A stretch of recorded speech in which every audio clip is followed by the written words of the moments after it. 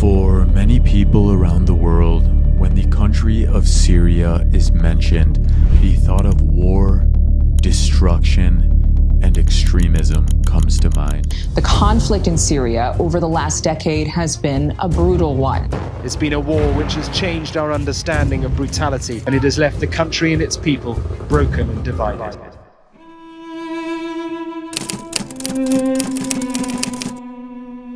The sad reality is this has been Syria's recent dark history over the last decade, and much of the world can only imagine that this is what the whole country is like.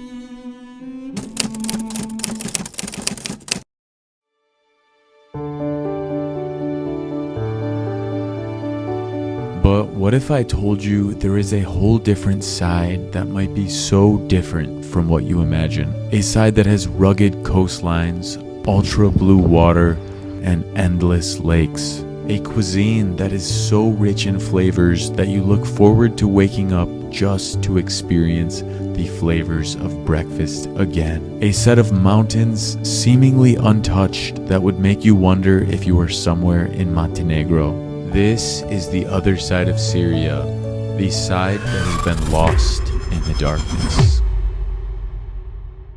If you saw my first video visiting Syria, before arriving, the thought of visiting the country left me in fear. A war-torn country that I had only ever heard about on the news was a place I knew I had to visit. But after arriving, I saw the tragic and widespread destruction caused by the war that has left the country in pieces.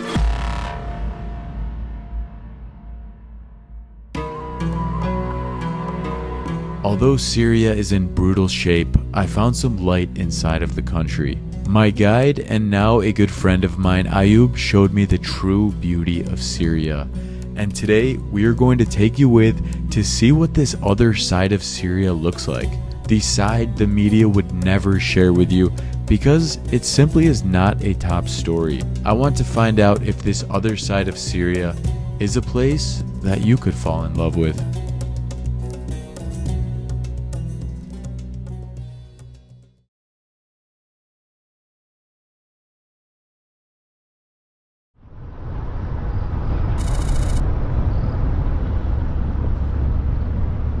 I woke up this morning feeling different, at least different than other days.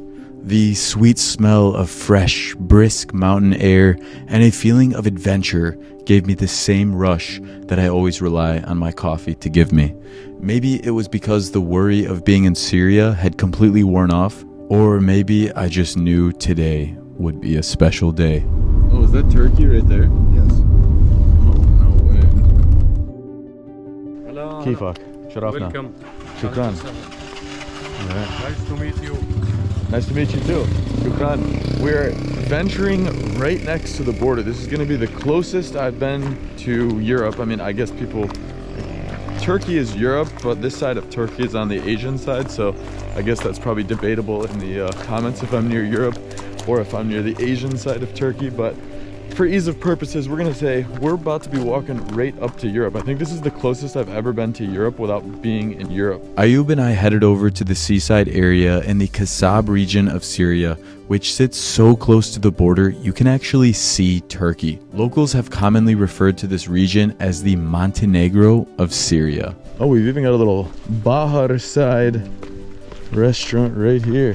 Look at this, it's built right into the side of the cliffs here. You've got the beach and the waves and the tide hitting it right here. I would like to thank all of you for supporting my new clothing brand Perception, which I recently launched, and it supports the ideology of changing perceptions of the world one country at a time.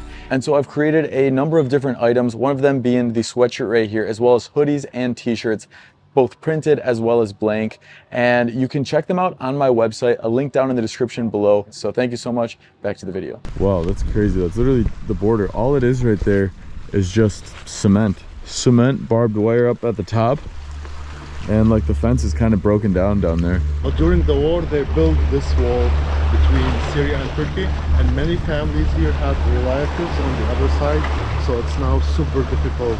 Oh, rather okay. than- And before they would just kind of sneak across? You can just cross without even your passport. You can enter with your ID to Turkey. Really? Yeah. We stopped by a coastal restaurant that has absolutely stunning views. And look at this. This person's just got a nice massive house right here in the, as locals call it, the Montenegro of Syria.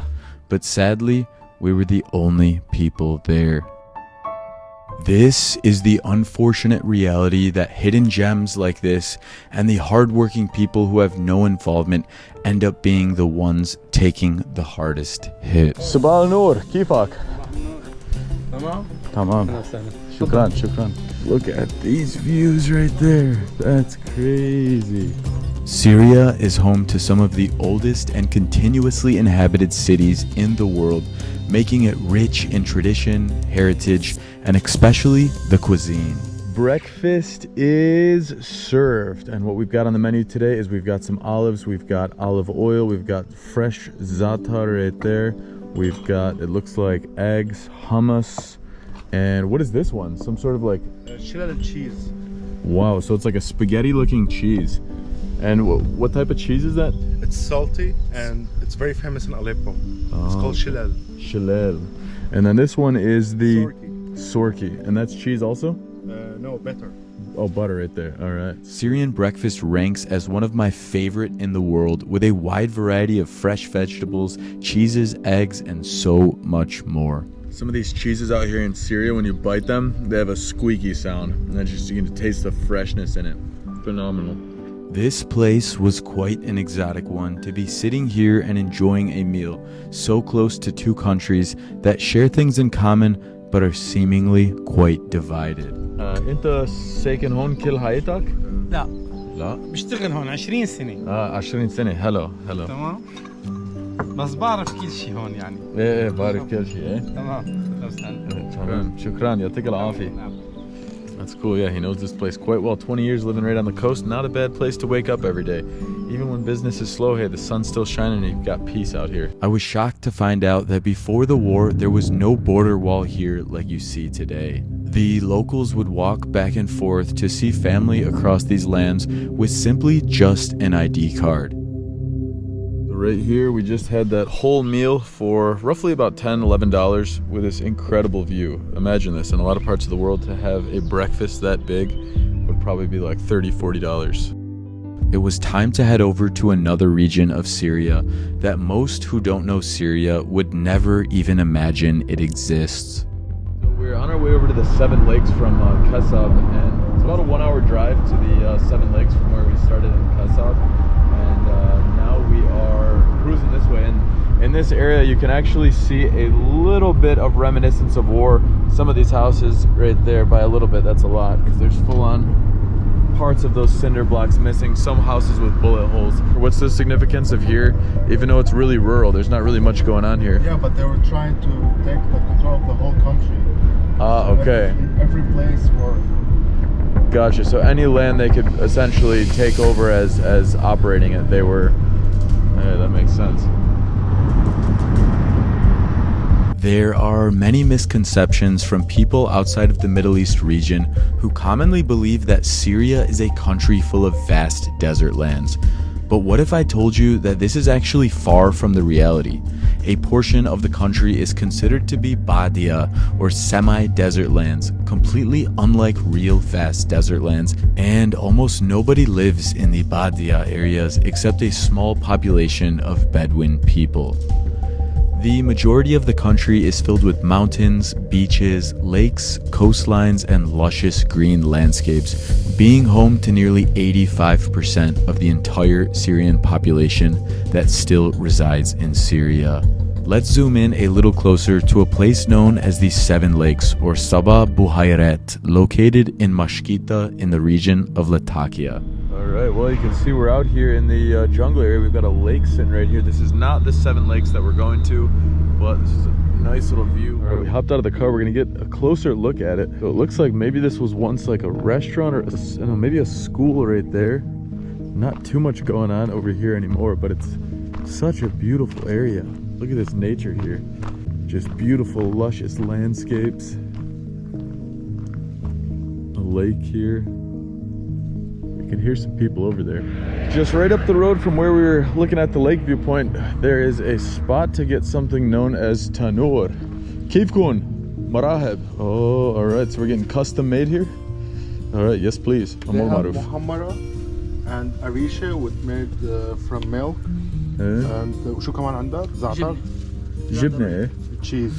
جبنة. All right. تمام. So you want to try جبنة؟ إيه يلا. جبنة واحدة. All right, perfect. So we're gonna get a little bit of flour, that looks like. Roll that right there on the tile kitchen stone setup. All right, got the jibne honik. Jibne. All right, so we're gonna load that thing right up there with some cheese. Let's see how this thing goes. It's a huge stone-looking charcoal setup there, and it's just gonna cook. قد ايه بتريد؟ ستة. ستة. 1 2 3 4 5. لا إلك. شكرا. All right, so we got ourselves a nice, delicious one for about, I think 6,000, but I gave him 6 bills as a tip there, so that's quite nice. No senos, oh, look at that stringy cheese right there. Wow.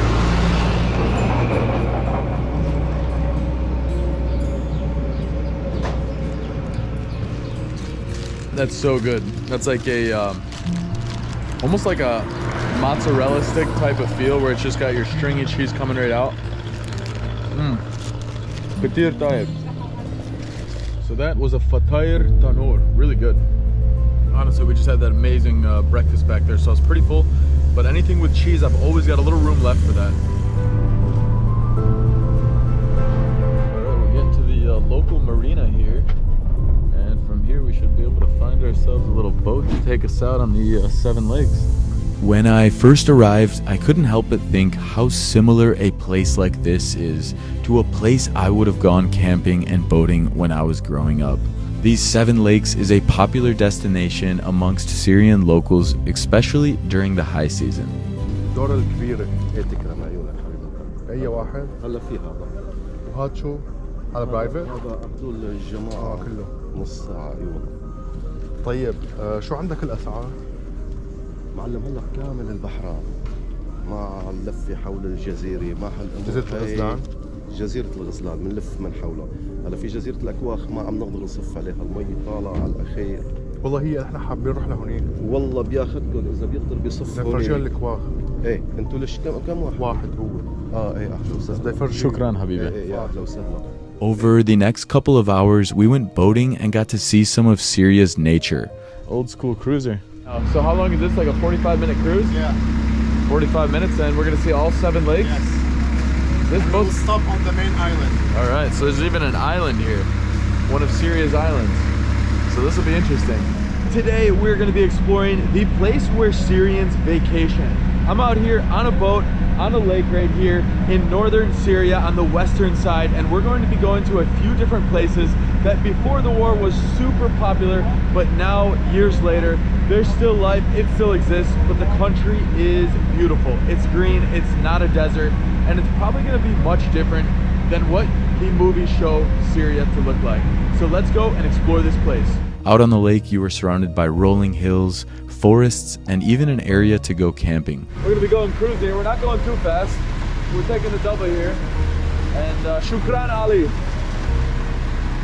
All right, so which one of these is gas? Let's see if we can get the speed up on this going.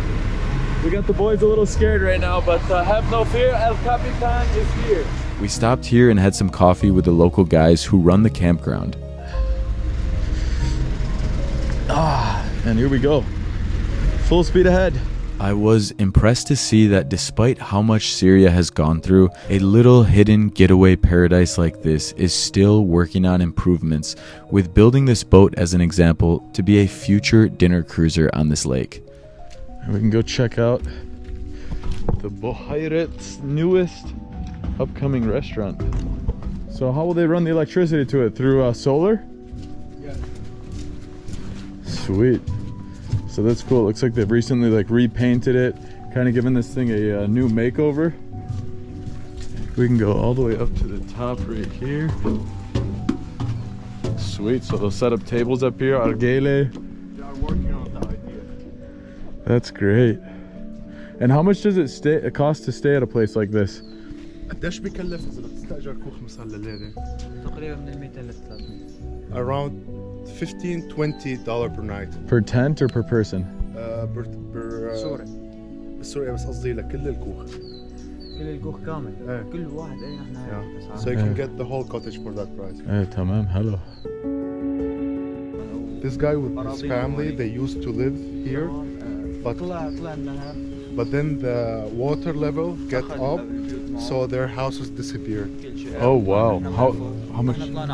Then they moved to another village. How much did it raise? بعد فترة بعد ما قديش طلع منسوب المي؟ طلع تقريبا شي 10 امتار. 10 meters. 10 meters? Yes. Wow.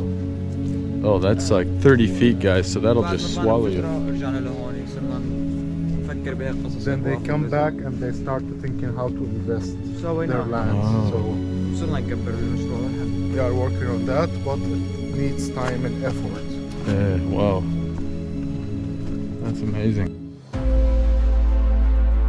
right, we're almost back to the spot. We got Captain Ayub. All aboard!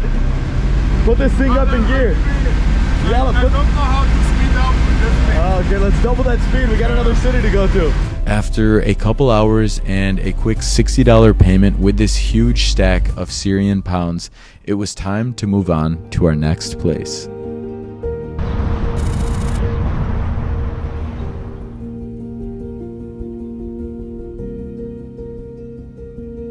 After spending the morning in some of Syria's most beautiful landscapes, it was time to head over to a place that is much different than all the others we had come across thus far.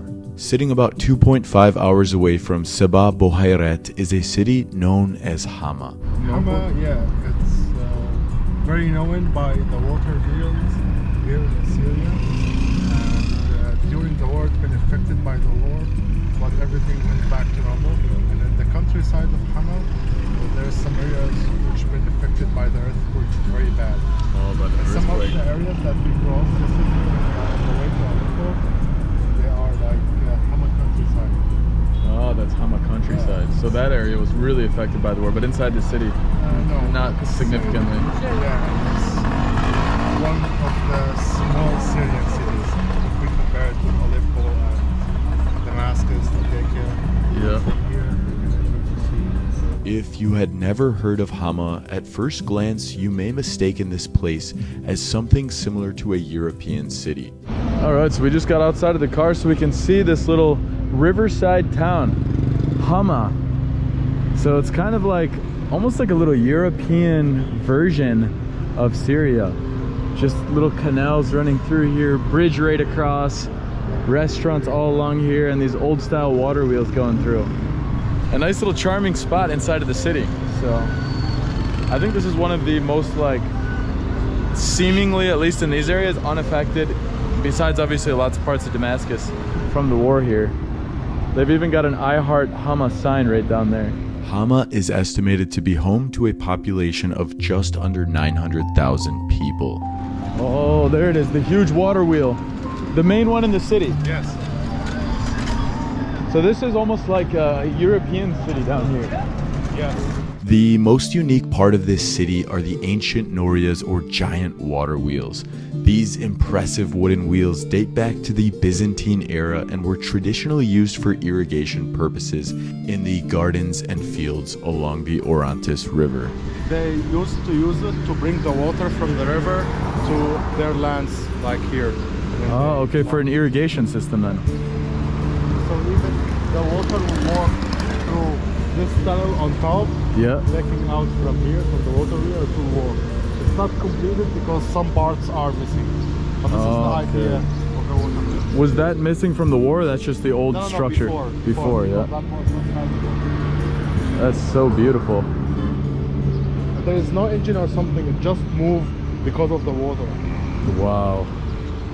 Are there water wheels all along this river or just in this Yes. area? There is over 24, but the working ones, I think it's around 3 or 4. 3 or 4. Hello. Masaleme. 3 or 4 working ones still in the city. That's amazing to see that. Bye, Masaleme. Really nice local kids around here. We're meeting them everywhere. Although, to be fair, if I was a kid, I'd be hanging out by the river here as well, swimming around, jumping in with the squad. In modern-day Hama, it is a favorite spot for the local kids to hang out and swim around these areas. كيفكن مراحب مايم ساعة ساعة ايه يلا ايه انا لا كيفك حبيبي شو اسمك عبد الرزاق شرفنا الحما هنا ما في غيرهم يلا يلا حمية ايه برافو عليك. Oh, there is belly flop straight in there. All right, there we go. Yalla. انتو كمان؟ يلا تعال شلون انت؟ شو انا اسمي ماك. انا اسمي ماك. من وين انت؟ من وين؟ امريكاني. شرفنا. بايع هذا بداك؟ The downtown area has tons of parks where you can stroll around and grab a nice cup of coffee. What do you think, little ahwe? Yeah, that All will right. work. مرحبا. عندكم قهوة؟ قهوة أمول معروف 2؟ حلوات المسادة ايه حلوة حلوة ايه كثير حلوة ايه كمان لا Yes. هو كمان مع كمان سكر. مع السكر ايه ختم كثير حلو ختم ايه ايه انتوا من هون؟ من إدلب ادلب اوكي مش بعيد من هون تمام كيفك؟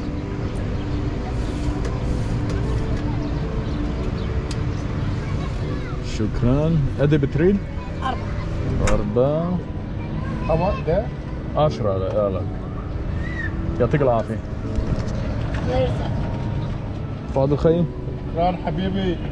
ولو كيسك؟ كيسك. alright كتير طيب شكرا. Alright, got ourselves a nice little coffee from the local guy. How old do you think he was, like 10? I think so. 10, 12. 10, 12 and running the stand here. Look at this, guys. Nature all around here. Just the sounds of frogs. Oh, birds. Yeah, I can see why this place is such a hot spot around here. People come around, walk through here. There's people playing in the park. So during the time of the war, cities like here, for example, which weren't super affected, did some of these cities actually become a little bit stronger on the inside because they would bring people from the villages who had to flee for...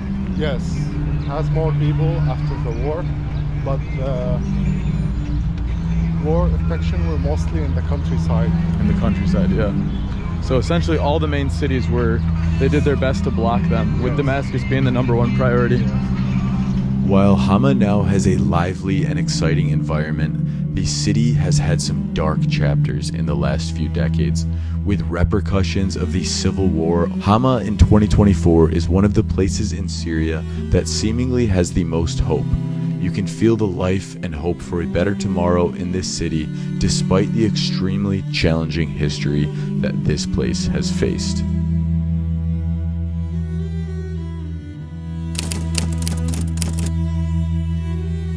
Prior to visiting Syria, I did not realize there was a pretty strong and thriving side to the nightlife scene in this country. While staying the night in Homs Valley, Ayub and I stopped over by a hotel which happened to be having an underground party. From what Ayub has shared, the parties can get even bigger and crazier in the summertime, bringing in big-name DJs and partying through the night.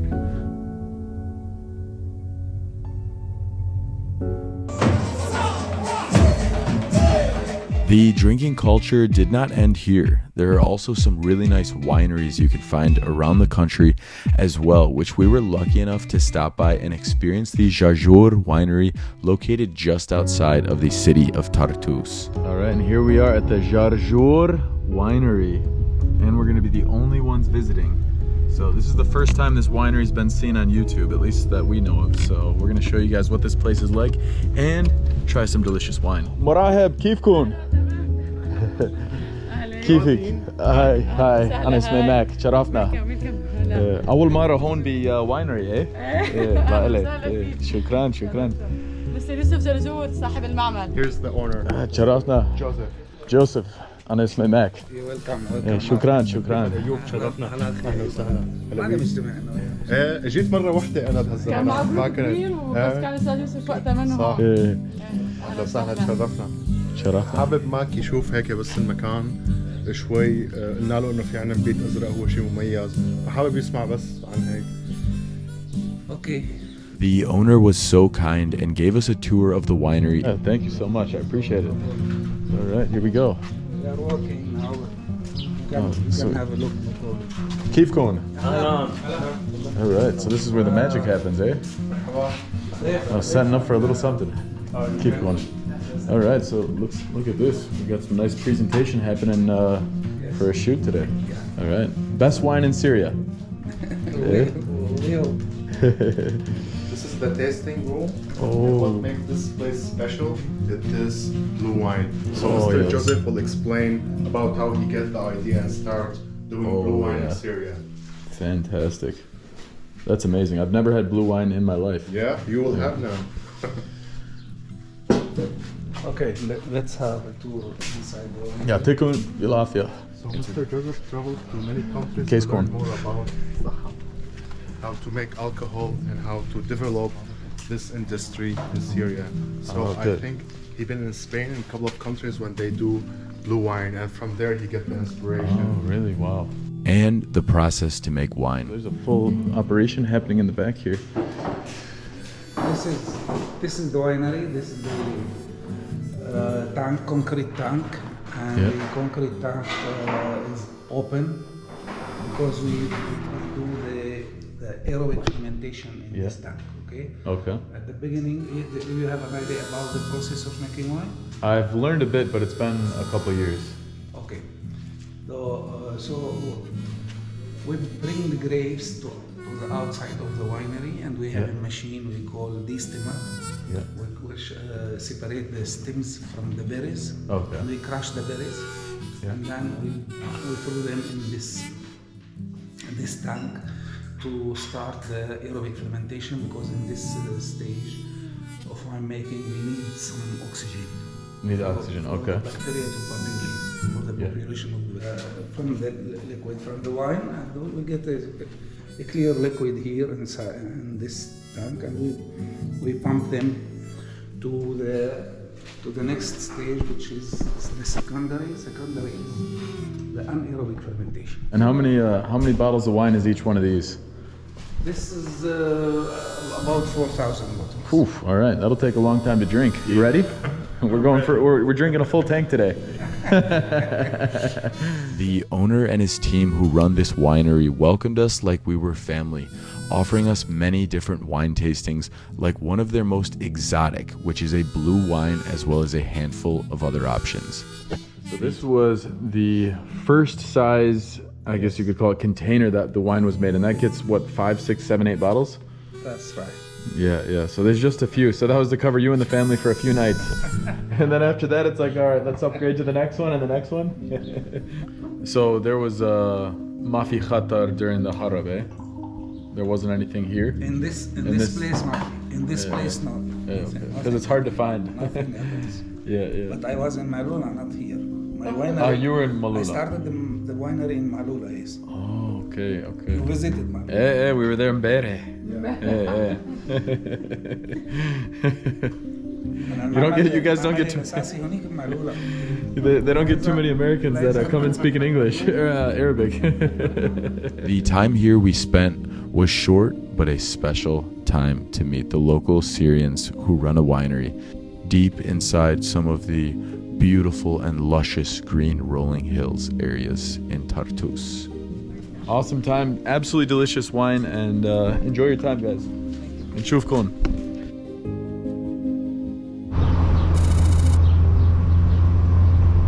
The next morning, we woke up in the luscious green landscapes of the Homs Valley and headed over to Qudsia Chevaliers. Today the adventures continue with Ayub, who is showing me all around Syria. You ready for this, brother? Yes. We've got a big one today, guys. We are going to be exploring first here in a place just outside of Lebanon, right near the border, probably like 30-40 kilometers roughly. Yes. And we're going to be going to a castle called Qudsia Chevaliers, which is Castle of the Crusaders. Yeah. So first we're going to be stopping up here at the castle. And as you can see, this type of landscape is much different than the Damascus area. We've got tons and tons of just absolutely luscious green landscapes. You got more of the village feel out here. And most of the houses are in quite good condition. There's a few you can see in this area that have been affected by the war. And thank goodness, because when you see this castle, you'll be quite happy to know that it has been preserved through the terrible war that this country faced. That being said, parts of this town is absolutely a ghost town, and there are places that were absolutely destroyed in some smaller battles, it looks like. The drive up to the castle had some evidence of the recent war that took place in the surrounding villages, yet the castle seemingly looked to be only affected slightly from the war. And here we are. So the first thing we are going to show you is the viewpoint. You're going to understand right now why they built the castle here for many reasons. The number one thing is this view. A lot of people imagine Syria to just be this massive desert land, and then you get out here and you see some really beautiful rolling hills right here, rich farmlands. You can smell the nature, you can hear the birds, and there's even a lake way over there as well, so it's a really nice landscape. And that is exactly why you're gonna have a castle built up here, a fortress, which is obviously going to give you full views of the entire area. And back when warfare was mainly done by ground, obviously the highest viewpoint was always the best. All right, and here we go. We're entering into the castle right here. مرحب كيفكم؟ شرفنا أنا اسمي ماك. كيفك؟ Qudsia Chevaliers was originally constructed in the early 11th century by the Emir of Aleppo and later expanded by the Knights Hospitalier. The castle shows a blend of Crusader and Arab military designs, and it can be seen throughout as a hybrid design. Like during the war, which parts of these castles, which part of the castle was affected? You will see this original. Oh, it's all original. No, restoration. Only this, like this stone, restoration. Oh, okay, restoration here. And you see here, this original window, right? Yeah. You know, this is the right for shooting. Yeah. That's a safe place to be shooting from then. Even after a decade of recent war, many historical battles, and even earthquakes, the castle is still known to be one of the most well-preserved castles in the world. So guys, we just walked out to this area here, and you can see actually there's still a moat. You'd call it a moat here, right? A moat surrounding here. And so we're getting a full view of this place. Part of it you can tell is restored in these areas. Other parts, obviously these are the original remains right here. And it's crazy though. You wouldn't expect the castle to be this big until you actually get inside of here and you start walking around. Because when you're down on the ground, obviously it looks quite small from at the bottom of the hill. But then you get up here and you're just like, this place is massive. And I have it, you will see, right, the design. Now in our castle, right, you will have it two. One, Crusaders time, Europe design, and another one, right, for Arab Mamluk, right, design, later, right, Arabic design. Like here, Nice Arabic mix. design. Yes. Yeah, we got Arabic Next time, and right, European right, right here. the castle, right, for Arab, right, Mamluks, was building some like walls, some towers, right, some halls in the castle. Wow. This unique fortress was built with many defense systems, both surrounding the castle as well as inside. Some of these impressive fortifications include thick walls, multiple defense layers, and large towers, making it nearly impossible to breach. Imagine you are the commander and you wake up every day and get this view. Yeah, you got Ahwe, a Manusha, and the Zatar is grown right up here. Hello! Yeah, this is something else. This view, you'll just be looking down on all your guards. 1,000 years ago, when they would have people attacking, there'd be people pouring hot oil. When they would be trying to climb up, there'd be the bow and arrows trying to take out anyone that was missed. And then there would be the commander up here sipping a cup of coffee. No, I'm sure he was down there fighting as well, but this is the view he had.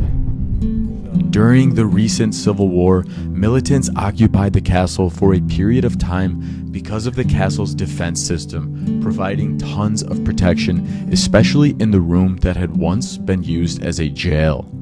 So this room we're in is actually one of the most reinforced rooms, at least in this side of the castle. And you can see there's one window up there, and that actually points out to the rest of the castle. And then there's a very small one up top. But as you can see, I don't know if you can see through that hole, it's obviously covered above that window with even more stone. So it's a very safe room. This room used to be the jail in the castle, so when the militants sneak out into the castle, the leader stayed in this room and he were enjoying himself with women's and drugs, because they have this theology that they can live like they have him in the real life. Then on one day he wake up without any woman, so he asked his personal guard who were staying outside to bring his sister. Then his guard get crazy and he gets his rifle and shoot his reader, and then he run away. And this is like recent times, or? Yes, this is during the Syrian war. I heard this story from many people in here. Wow, he chose family over the war. The castle's strategic location on top of a hill in the Homs Gap gave it some of the most picturesque views that one can find today in Syria. Right here, right, you will see it's a different size. This way, direction to Lebanon. To Lebanon this way, yeah. This way, Homs this way. Safita, Tartus this way. Right, this way to Hama. So we've got the Bahar Honik, eh? Yes, Bahar. Tartus. Tartus, very nice. Throughout history, the castle was once a key passageway between Antioch, Turkey, and Beirut, Lebanon, that the Crusaders used to dominate the surrounding area and monitor movements between inland Syria and the coast. So we've got the rooms people used to sleep in right on this side, as well as where all of the commanders were located. As you can see, this has sustained some issues over the years, both just from being weathered as well as probably from different battles along the many different years. And then over here we have a church as well. So everything's built into here. This castle is essentially like a huge village. He said there's about 4,000 people that were once living inside of here. So it was probably pretty crowded, because even though it's a big castle, like 4,000 people in I think 2 or 3 hectares. Yeah, you got souks everywhere, you got things going on. I'm sure so many different things happening at once, along with all of the defense systems that they have built into here. Ayub knows the secret passageway, bro. Yeah, what do we got in here? We have the Hall of the Knights. Yeah. You see the decoration here? It's from the Crusader times. It's very unique in this part. And there is a church inside, which later turned to a mosque. The sad reality after Syria has faced so much over the last decade has turned what was once a vast and thriving castle into a place that only attracts a couple visitors per day. Oh, this is it. All right, brother. Thank you so much. I really appreciate it. This is for you. Shukran. شرفنا وبنشوفكم قريبا إذا الله راد. Inshallah. So now we just did a little loop right around the block here. Ayub knows a secret viewing point that's about to not be secret anymore, because we're about to show you on camera. Look at this. This puts it into perspective, because when you're actually at the castle, you don't realize how massive this place is. But then when you're high enough, or at least at the same level, in this case, I think we're probably slightly higher in elevation, you can actually see how this is built from like the perspective of it. It's got this steep hill leading right up to it. And obviously there were the moats that were previously there and all those defense systems. And so it's obviously a really hard place and requires tons of energy from soldiers who would try and take over this, because you either got to come up here or you got to come from some side on this mountain. I'm sure there was many types of defense built into all of this area that's like the plateau or the top part of the mountain here. So that is phenomenal. That is a castle in Syria for you.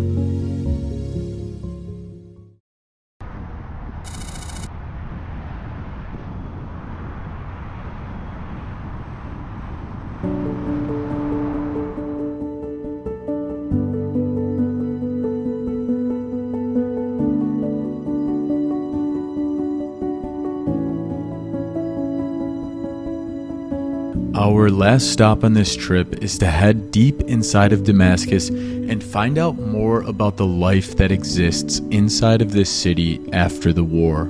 The initial thoughts when most think of Damascus are usually war and destruction, but we're going to look at the other side of Damascus, the side that shows the people, unrelated to politics, war, and religion, but more at a cultural and individual level.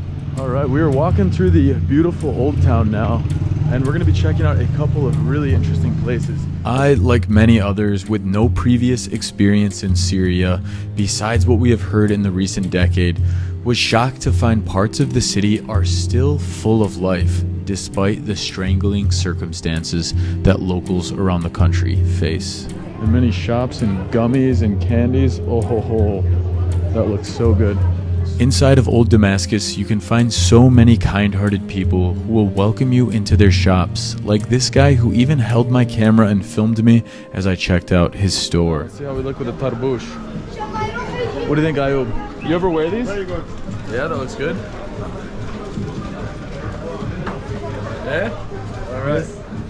And how much for one of these?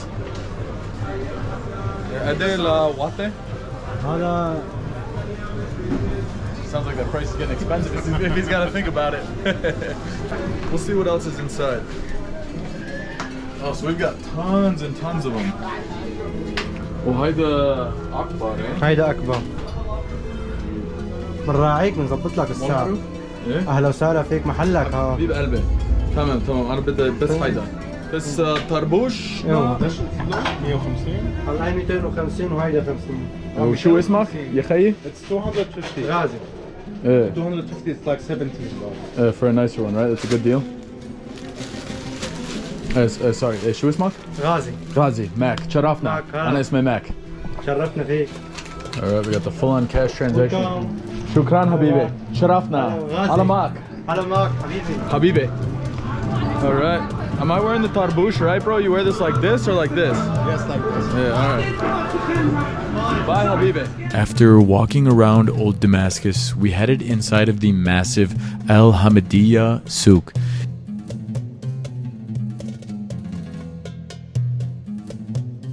And this is one of the highest ceiling souks that I've ever been in.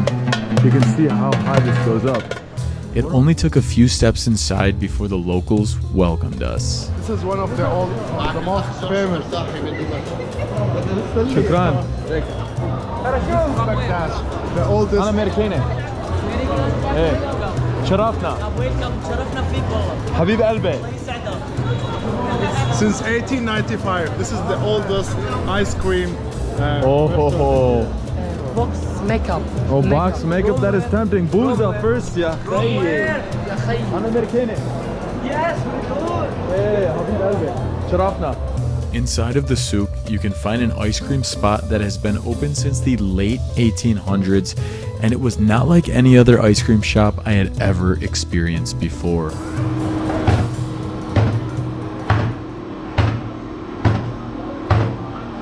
That is fresh ice cream right there. All right, we got these two big ones, big bowls. All right. And the bottom one's more of like a frozen ice cream. It's all frozen, but I mean like, looks a little harder. Tir Tayyib, shukran. First time having some ice cream here in Damascus. This ice cream is not like any typical ice cream because of its stretch-like texture that offers a unique flavor and eating experience because of its chewy characteristic, and it's specifically referred to as booza in Syria.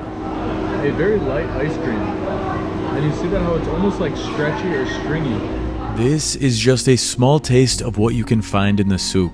There are clothes, candy markets, food stands, and so much more that displays some of the true personalities of the city of Damascus.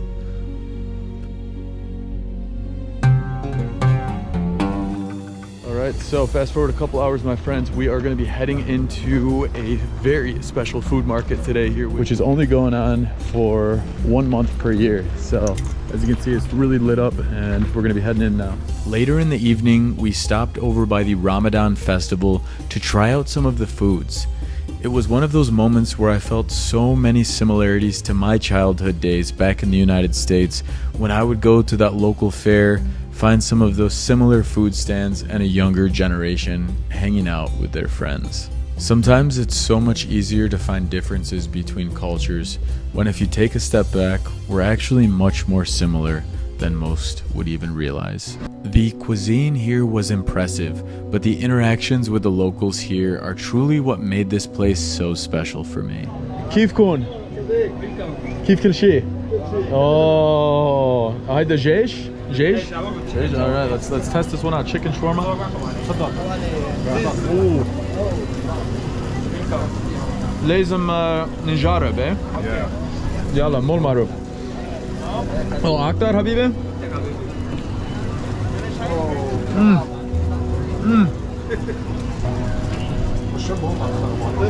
يخرب بيتك الكون شو طيب. كتير طيب.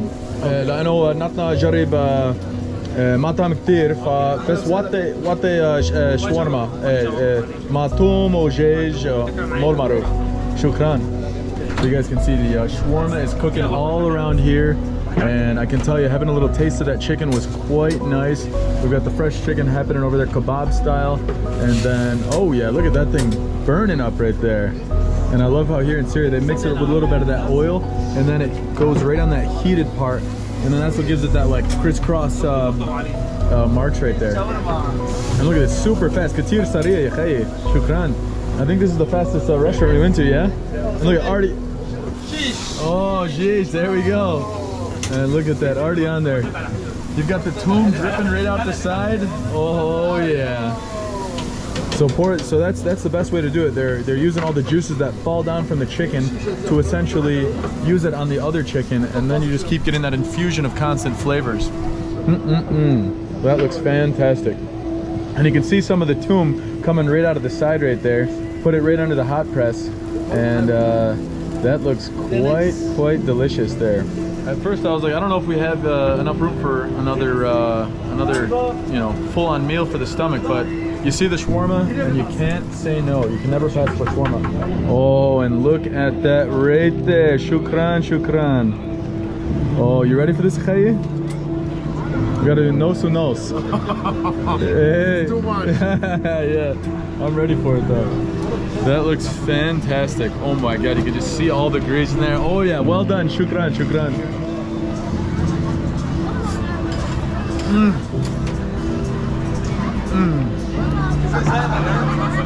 كتير طيب. Extra toom. Guys, I will say, shawarma is absolutely my favorite food in Syria so far. This is just so freaking good. Loaded up with toom just like that. You take a bite of it. And I think that's one of the biggest differences between like Lebanese and Syrian shawarma is that here they use a lot more of like the oil, the grease from it to basically make it juicy. That's why you can just see that thing dripping all around like that.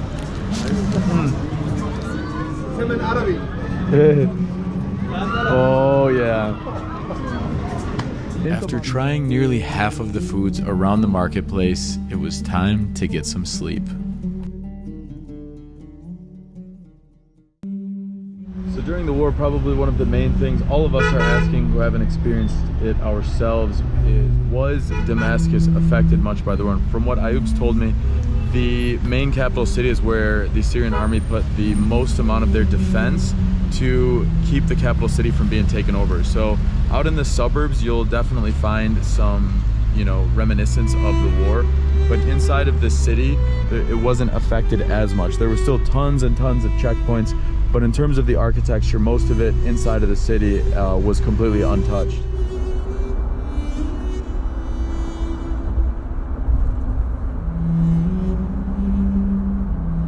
What was a day like for you knowing that something crazy could happen at any moment?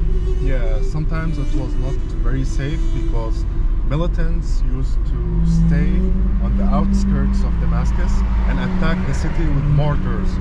So during the daily life, you could just have a mortar blowing down and people die, and you just keep your normal life because you can't stop. That was for years. Wow. It was time to see another side of the city of Damascus, a suburb sitting up in the hills known as Qudsia Suburb, which is about 20 minutes away from the city center of Damascus. And by no surprise, it was well guarded with a handful of military checkpoints as you drove along up the road. Qudsia Suburb is considered to be a more affluent side of the city.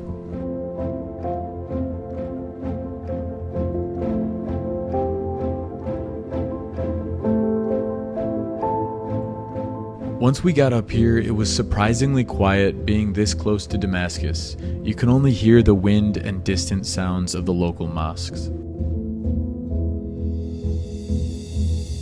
So just imagine this, setting up with a nice argele right here, a shisha, looking over the entire city in the distance.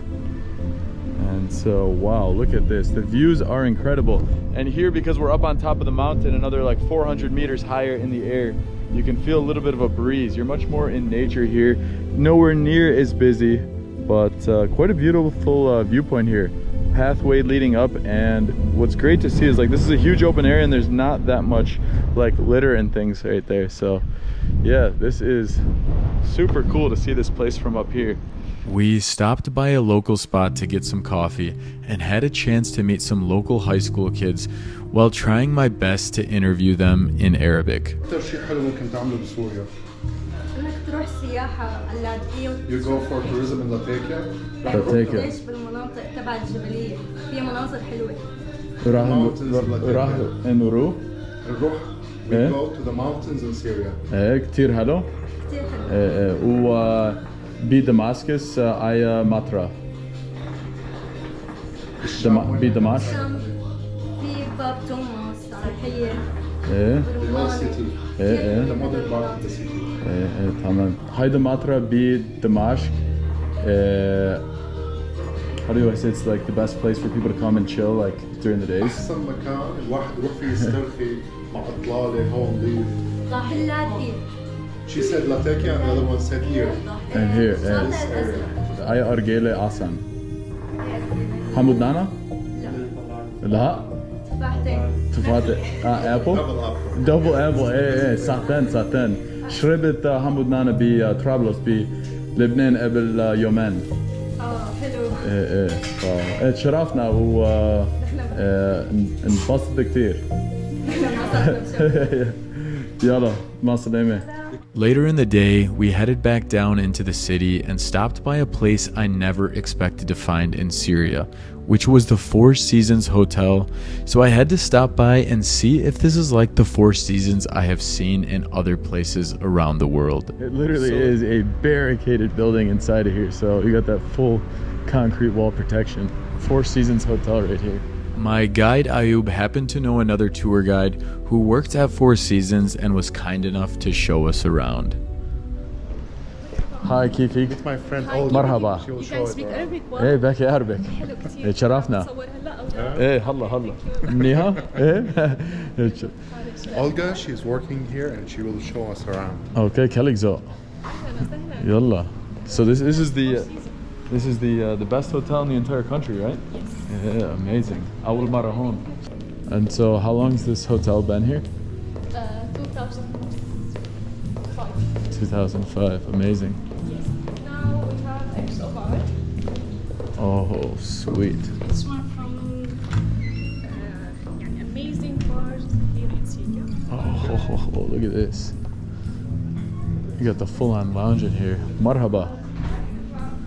Oh, we got the full bar with a little bit of everything. Kifik Neha? Shukran. All right, so you can come and get yourself a nice drink here.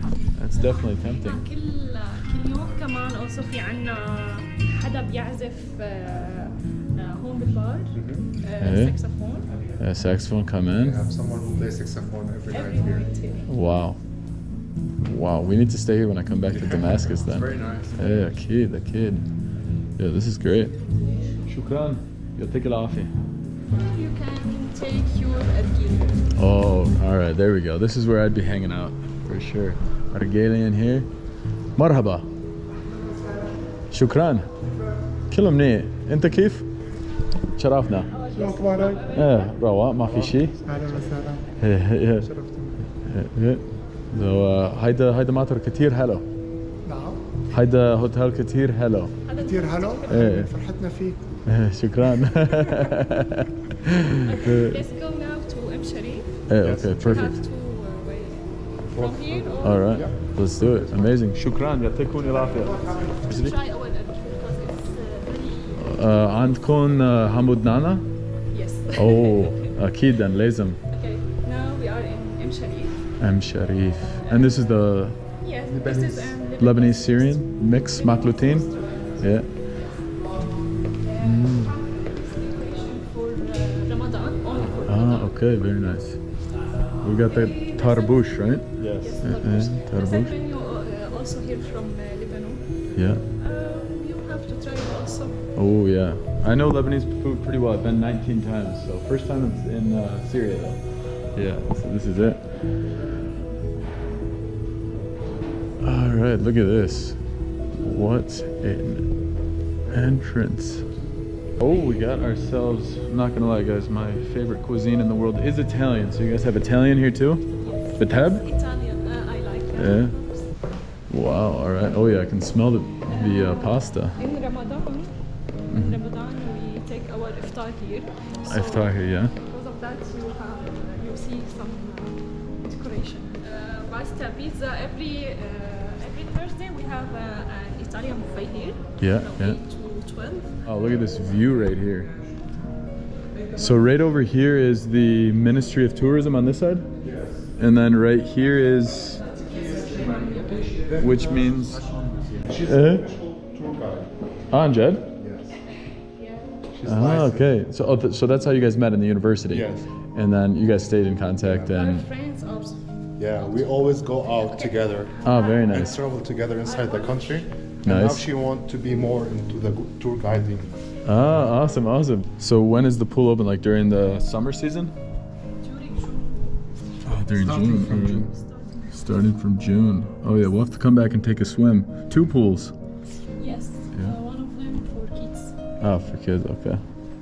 Toss, are you been there? Yeah. Yeah.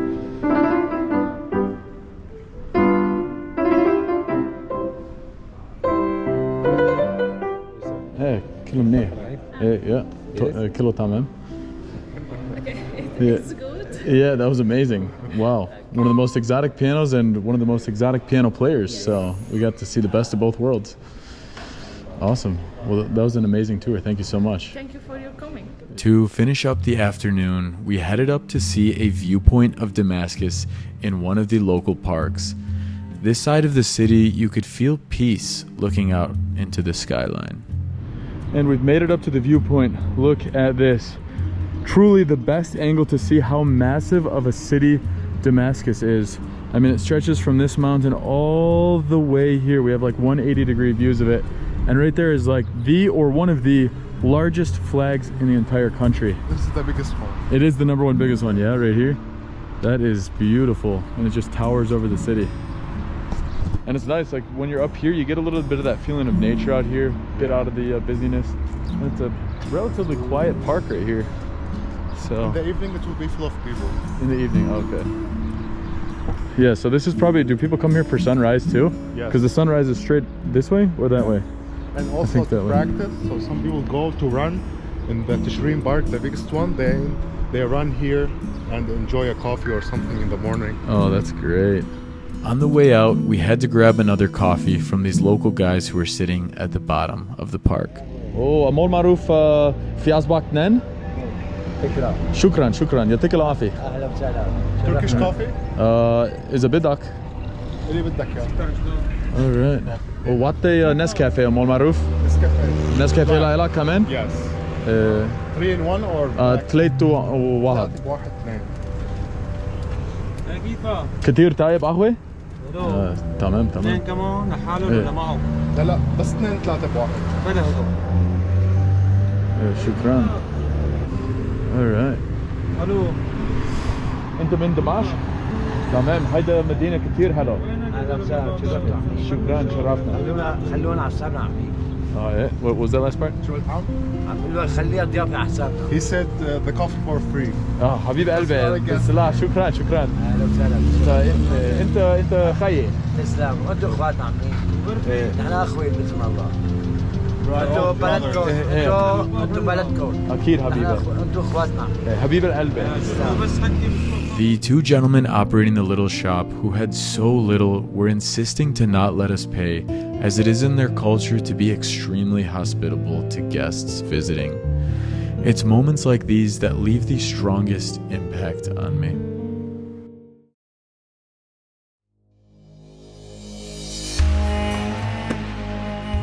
Damascus surprised me in about every possible way, from my first night getting there and finding out that there are bars and a drinking culture.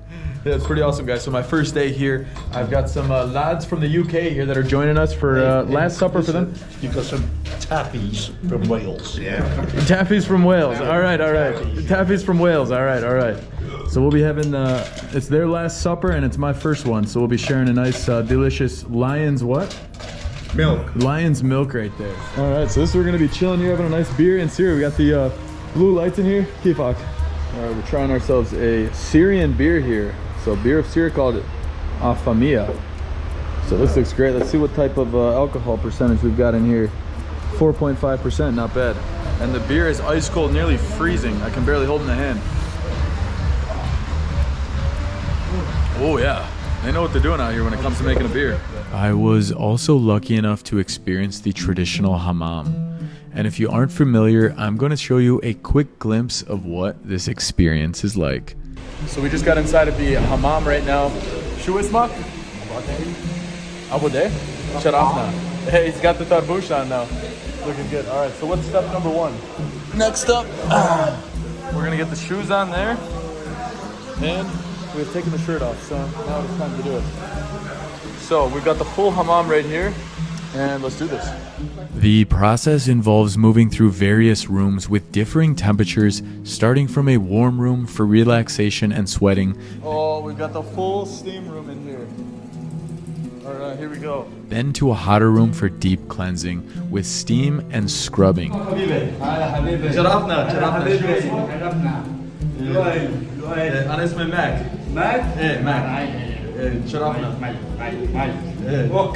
And finishing off in a cold room for a bit of relaxation and refreshments.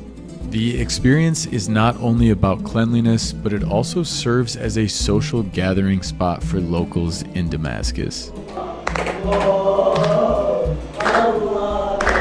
You feel so clean after the hammam, and this level of hygiene does not stop there. That, my friends, was a hammam experience. And how much did that cost to do the full hammam experience? $2.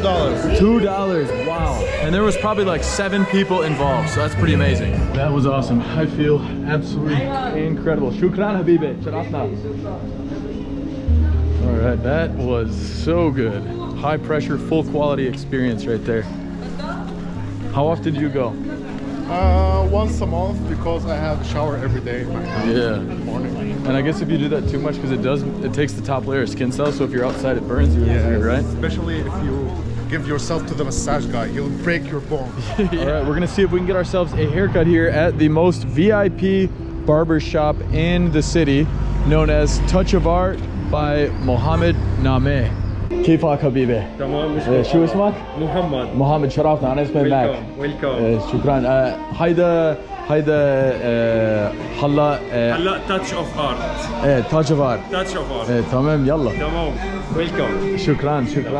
When I'm traveling, I always try and experience some of the things locals do, like getting a haircut while in Syria. أنت مالك الشعر إيه؟ Yes. تمام. Alright, so here we go. The barber I had was an absolute master of his craft and so passionate. He has a barber shop both in Dubai and in Syria, but he came back to work in Syria as this is where his heart is. Oh yeah, that's how we like it. تمام يا خي. تمام يا خي. لبناني. لا أنا مرتي من بيبلوس. I'm feeling like a new man here.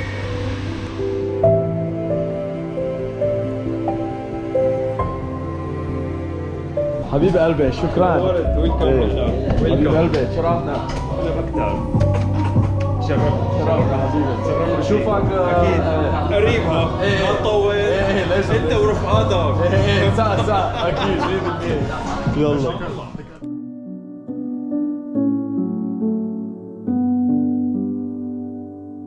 As I leave this place, I can't help but reflect that in just 8 days, I was able to see so many different layers of this country, both good and horrific, both inspiring and terrifying. To see a country that has been absolutely destroyed both physically and emotionally is unimaginable. But what has left such a lasting impression on me is to have met so many people who have hope and a desire to rebuild their homes, cities, and lives. This video isn't about governments, religion, nor any sort of politics. This video is not sponsored and has no government or organization affiliation in any way, but rather a zoomed-in look on those who don't have a voice, those who just want to feed their families, those who just want to live, at minimum, a semi-normal life, those who just want to have peace in their lives as they walk to the baker or ride their bike to a local shop. A trip to Syria is not an easy one for a handful of reasons, but the people I met here I will never forget. The countless moments of immense hospitality I received I wouldn't find in most places around the world. This was a reminder of how beautiful the culture is when it is not hidden behind the darkness of destruction.